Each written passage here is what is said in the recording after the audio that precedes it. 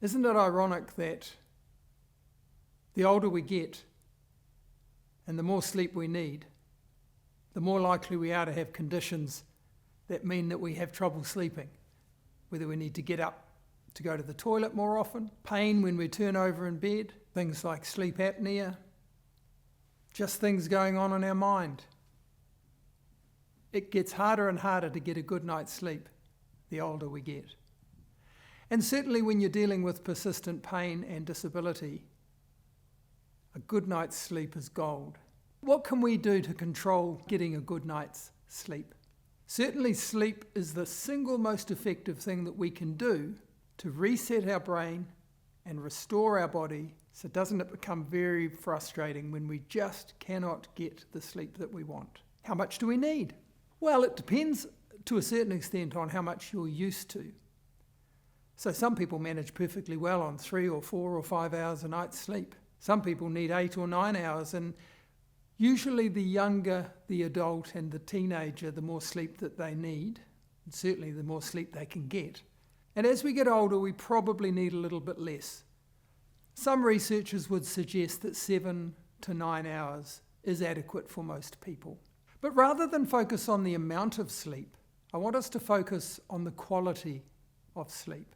So we have 2 cycles of sleep. One is rapid eye movement, or REM sleep, when our brains are really active. That's when we dream. And the other cycle is non-REM, non-rapid eye movement. That's the deep sleep. Each of these cycles takes around about 90 minutes. So you would imagine it's quite a good idea to have sleep to go through a full REM and a full non-REM a couple of times. That's 6 hours.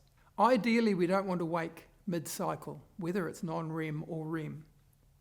So think about the time of the day that you normally wake, or the time of the morning, and set your clock back in 90-minute increments to maybe think about when you want to go to bed.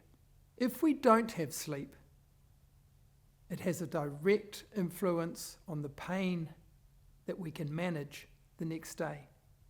So when we're tired, we certainly do not manage pain as well. Our brains become a lot more sensitive to stimuli that would normally not provoke pain. And when we haven't had a good night's sleep, those same stimuli are a lot more painful to us. That's what we call sleep deprivation, and it creates a hyperalgesic response. Hyper means big or grand, and algesia means sensation. So we are sensing more than the stimulus should be giving us. Lack of sleep also impairs our pain inhibitor systems, which we naturally have. So it's harder for us to suppress pain stimulation because we end up with this central sensitization, which is how we define that increased perception of pain through relatively small stimuli. We have what's called a circadian rhythm. So we naturally feel drowsy as the night comes on. And that's because we have a biological clock. And that is directly related to the hormone melatonin. Teenagers have a lot of melatonin, which is why they go to sleep and stay asleep for so long. As we age, we have less of this hormone available to us. What can we do to get more melatonin?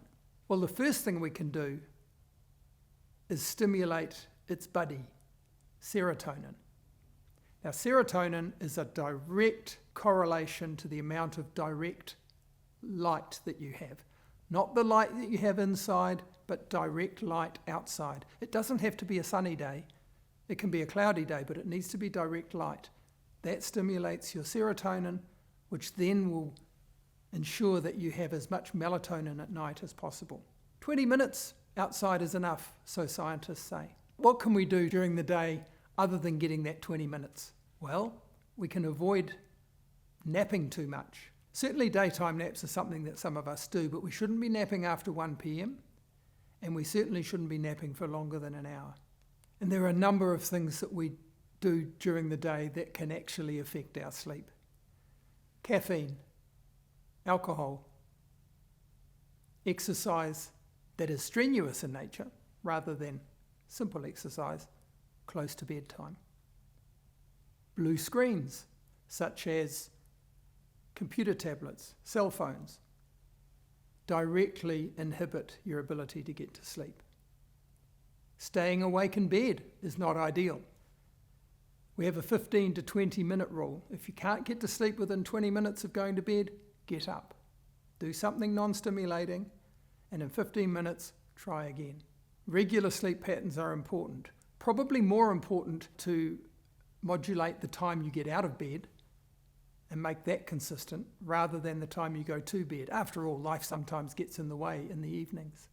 You want to avoid very late nights if you can. No alcohol or caffeine 4 to 6 hours before bed. If sleep is a problem for you, try some of these things. Don't try all of those things at once, just one thing at a time. And ideally you shouldn't smoke at all, but certainly smoking before bed will not help you get to sleep. You can also help your sleep by controlling the room itself. Make sure your bedding is appropriate. Make sure you have adequate ventilation, adequate temperature. Make sure that you have gotten rid of all those trip hazards that might occur, because you will have to get up in the middle of the night to go to the toilet, perhaps. And make sure that what you do in bed is limited to 2 things, both of which start with S. You shouldn't really be reading in bed. You shouldn't be using your computers in bed. If you want to read a book and it makes you drowsy, put a chair next to your bed.